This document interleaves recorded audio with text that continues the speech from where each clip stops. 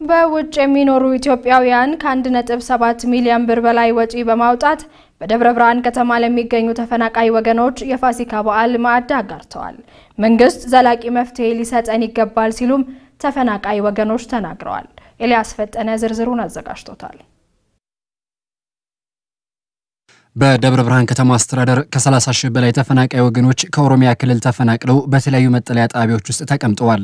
እነኚህ ወገኖች በዓልን በደስታ ያሳልፉ ዘንድም በውጭ የሚኖሩ ትውልደ ኢትዮጵያውያን ድጋፍ በማድረግ በዓልን ተደስተው እንዲውሉ የበኩላቸውን ተወጥተዋል። በነ አርቲስት ቤተልሔም ዳኛቸው፣ በወንድማችን ማረጉ፣ በነ መቅደስ፣ በነ ሊያ በተዋጣ ገንዘብ ፋሲካን ከተፈናቃይ ወገኖቻችን ጋር እናሳልፍ በሚል እዚህ ተገኝተናል።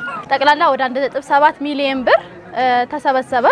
ባይነትም የሰጠሰው አለ በብርም በአጠቃላይ የሰጠሰው አለና እሱን አሰባስበን በዋነኝነት ቅድም እንደነገርኩ ፋሲካን ከተፈናቃይ ወገኖቻችን ጋር እናሳልፍ ብለን ነበር ያሰብነው።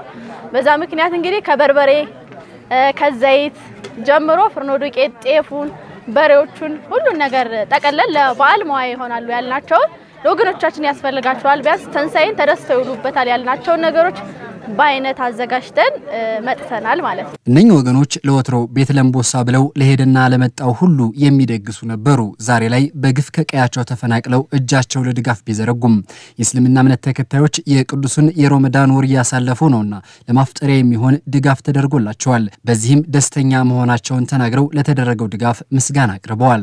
5 በሬ እንደ ሙስሊም ደርሶናል። ሽንኩርት ደርሶናል። 150 ኪሎ ዶቄት የዳቦ ደርሶናል። የእንጀራ ዶቄት 3 ኩንታል ደርሶናል። እየተጋገረ ነው። አሁን ሁሉም ነገር ተሰርቷል። በጣም በትልቁ ነው የምናመሰግነው። የቡና ተሰጥቶናል፣ ቅቤ ተሰጥቶናል። ችግራችን በጣም ይሄ አሁን በቃ ሁሉም ነገር ችግሩ ተቸገረ ያለ ነው።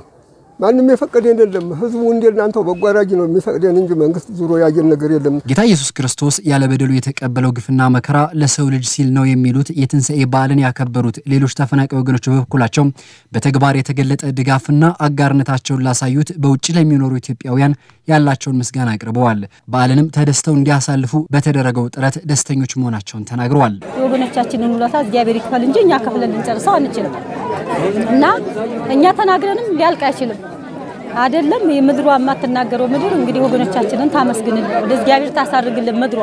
እኔ ብቻ ማርለውም ሞላው ህዝበ ክርስቲያን ወይም ደግሞ ሙስሊሞች ወንድሞቻችን ደስ ብሏቸው ነው ያለው ዛሬ እና ከመጠን በላይ ደስ ያለን እስከ ዛሬ ድረስም ተደርጎናል። ግን ይሁን እንጂ ዛሬ ደግሞ የበለጠ ነው ደስታ ያገኘነው። በማን ያለነው በእናንተ ነው በወገኖቻችን በውጭም ያሉት በዚህም በአገራችን ውስጥ በኢትዮጵያ ውስጥ ያላችሁት ወገኖቻችን አስተባብራችሁ ለዚህ ያበቃችሁ አምላካችን እግዚአብሔር ይመስገን። እናንተንም እግዚአብሔር ያክብርልን ማለት ፈቅዳለሁ።